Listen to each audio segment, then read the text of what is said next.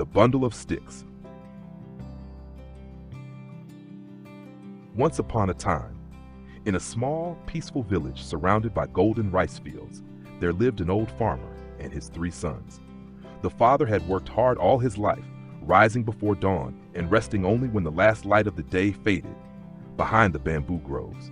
His greatest wish was that his sons would live in harmony and continue to care for the land he had tended with love and sweat.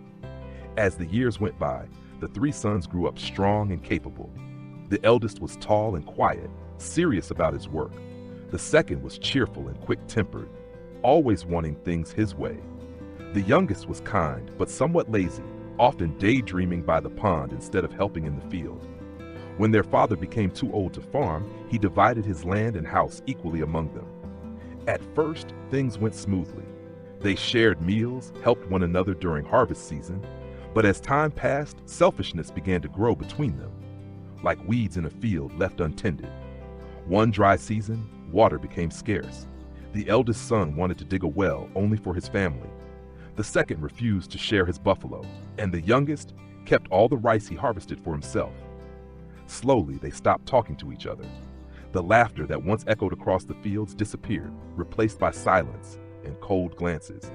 Their father, now weak and gray-haired, watched from afar with a heavy heart.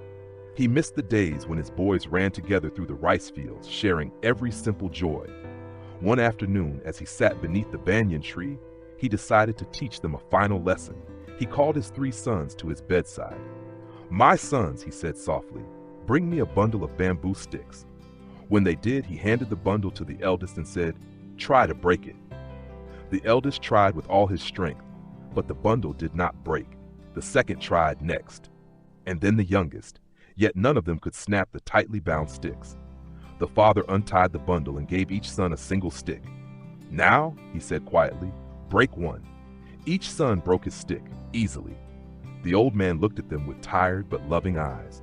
"My sons," he said, "if you stay together, no one can harm you. But if you live apart, each caring only for himself, you will break as easily as these sticks." The sons stood silently. For the first time in years, they looked at each other, truly looked, and saw how far they had drifted apart. The eldest lowered his head in shame. The second's eyes softened, and the youngest felt tears welling up. From that day on, they changed as began helping the youngest rebuild his roof after a storm. The second lent his buffalo to plow the other's fields. They began eating together again, laughing as they used to. Slowly, warmth returned to their home, like sunlight after a long rain. Seasons passed, and the father's health faded. One quiet morning, he passed away peacefully in his sleep, his face calm and gentle. The 3 sons stood beside him, holding his hands, knowing he had left them the most precious gift, not land, not wealth, but the wisdom of love and unity.